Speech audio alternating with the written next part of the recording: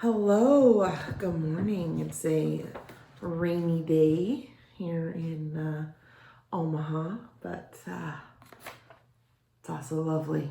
All right, I'm going to be reading chapter 9 from the Unteachables. Chapter 9 is from the perspective of Parker Elias. Back when Grandpa was alive, he and Grams ran the lunch counter at the bus station. I can still picture the luncheonette sign, which always looked like elect the noun to me. I don't remember much about Grandpa, except he used to tell me it was a $10 word, and I'd be able to read it just fine when I got older. We now know how that worked out. Grams would stand me up in front of the candy counter, which seemed like it was a mile high, although that was just because I was small. She'd say, "What'll it be, kiddo?" And I would pick out whatever I wanted. In those days, I didn't mind being kiddo because she definitely knew my real name. "This handsome fellow is my grandson, Parker," she'd announce whenever the regulars came by. You could just tell by the way she boomed it out that she was totally thrilled by the idea. I wonder if she knows that guy who drives her every morning is the same little kid she used to brag about to her customers. It's not her fault. When Grandpa died, she started forgetting a lot of stuff. But you'd think a grandson would be an exception to that, especially a grandson who's supposed to be your favorite person in the whole world. Grams insists that the reason she can't get her act together is because she isn't a morning person. This from a lady who gets up at 4 a.m. So we'll be halfway to the senior center before I look down and notice her shoes don't match, or that instead of her purse, she's brought a half a loaf of Wonder Bread. There are those red, yellow, and blue polka dots smiling up at me, along with the name, which looks like Downer. Today, Mom's driving because Grams has her semi-annual conference with a social worker at the senior center. Mom calls it Meet the Teacher, since I guess it's a lot like a parent-teacher conference at school. "Speaking of which," she says to me, "how's 8th grade going? I understand you're in a different kind of program this year." I almost reply, "Yeah, the Unteachables." But that wouldn't be a good idea. The minute she got through with Graham's Meet the Teacher, she'd be stalking the middle school looking to meet my teacher. I picture my folks trying to hold a conversation with Ribbit, who never glances up from his crossword puzzle. Dad especially would have no patience for that. Fall is our busiest season on the farm with so much harvesting still to do. So I tell her it's going fine like always. She casts me a doubtful look. Like always might not have been the best choice of words. Mom signs my report card. She knows better than anyone what like always probably means. I add, our teacher has a lot of experience. He started out teaching stegosauruses and pterodactyls before moving on to Unteachables. Dinosaurs had no problem being in class with a guy who did crossword puzzles all day. Mom looks like she has more questions, but luckily Grams is waiting outside her building. No mismatched shoes, clothes, or missing socks, and no rubber gasket from the coffee maker on her wrist instead of her medical alert bracelet. She's thrown a little to see me in the passenger seat instead of behind the wheel, so it takes some coaxing to get her into the truck. She has to sit on the hump between Mom and me since the pickup has no back seat. "Of all the cars, you picked this one?" she asks Mom. "You're crazy."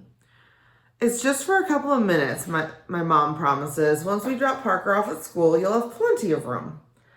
"I'm Parker," I put in quickly since Grams is looking around the car in confusion. She beams at me. "Hiya, kiddo. Want breakfast?" No time. We're coming up on my stop. Mom pulls up in front of the school and I get out. She waves, "Have fun."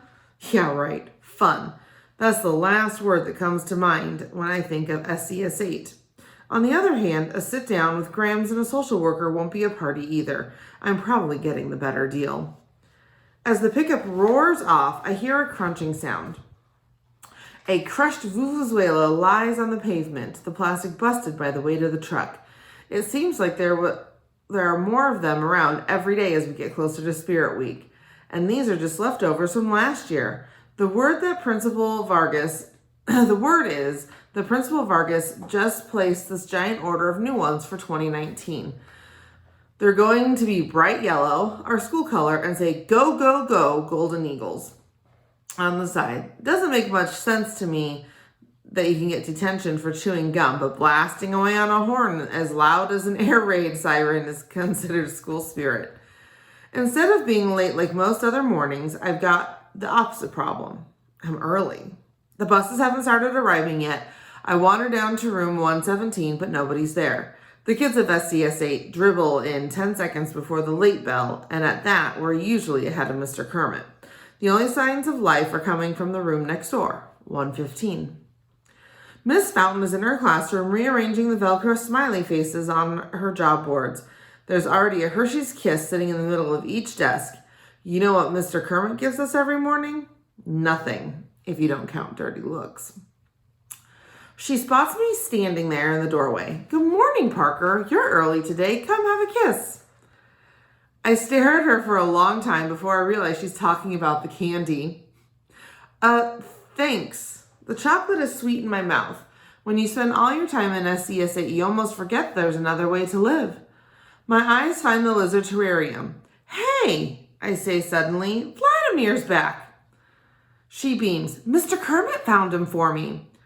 "Really?" That doesn't sound like Mr. Ribbit. I know, the one who wouldn't give anybody the skin off a grape. Suddenly I experience an almost irresistible desire to drop to the floor and sit cross-legged on the taped circle.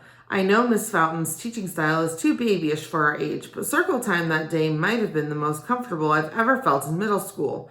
When you're in that circle, nobody's going to ask you to read something that's written in unbreakable code. Maybe Aldo can't come up with any nice things to say, but I'm willing to go with it. If it means not reading, I'll even say nice things about Elaine. A couple of 7th graders show up, and there's an emotional reunion with Vladimir. I join in for a while, but eventually one of them notices I'm there. "You're not in this class," he comments meaningfully. "That's right," I reflect with a sigh. "I'm not." I shoulder my backpack and head to the door, even though it's still early. Kiana crouches in the hall outside SCS8, a look of intense concentration on her face. "What's going on?" I ask. "Shh." She presses a finger to her lips and points inside the classroom. Mr. Kermit is talking, and at first I think he's chewing someone out. His voice is a lot sharper than his usually half-sleepy drone. Then I hear the reply, tinny and very close. It's coming from the intercom, right on the other side of the door. "Principal Vargas." "I think you'd be happy about this, Zachary," the principal is saying. "It's no secret that the sound of those vuvuzelas drive you over the edge." Zachary. Mr. Kermit's name is Zachary. "That's not the point," our teacher replies. "You've already separated my class from everybody else in the building. Maybe you have your reasons for that, but you can't exclude them from the activities for Spirit Week. That's punishing them for something they haven't done yet." "You loathe Spirit Week," Mrs. Vargas accuses. "You're not talking about me. Sorry. We're not talking about me. We're talking about my students. As happy as I'd be to ignore the whole thing, I'm their only teacher. Who's going to stick up for them if I don't?" Beside me, Kiana pumps a fist and whispers, "Go, Ribbit!" Think of who we're talking about here, the principal insists. Think of the disruption they're capable of. Now picture them with vuvuzelas in their hands. "Let that be my problem," Mr. Kermit says stubbornly. "It's not going to be anybody's problem," Mrs. Vargas insists. "It's a done deal, Zachary. Your kids are out." I hear a click as the office breaks the connection. On the other side of the door, Mr. Kermit mutters something I can't make out. "Did you hear that?" Kiana breathes. "Mr. Kermit cares about us." "I didn't hear anything about caring," I retort. "That was all about vuvuzelas, which we're not getting anyway." "Weren't you paying attention? He fought for us." "I can't figure him out," I complain. "He hates vuvuzelas. Why would he want us to have them? So he can kill whoever blows one?" She throws up her hands in exasperation. "Don't you see? It's not about the noisemakers. It's about fairness." That doesn't make much sense to me. If life was fair, there would be no such thing as the Unteachables in the first place. All right. That's the end of chapter 9. Next time we'll pick up with chapter 10.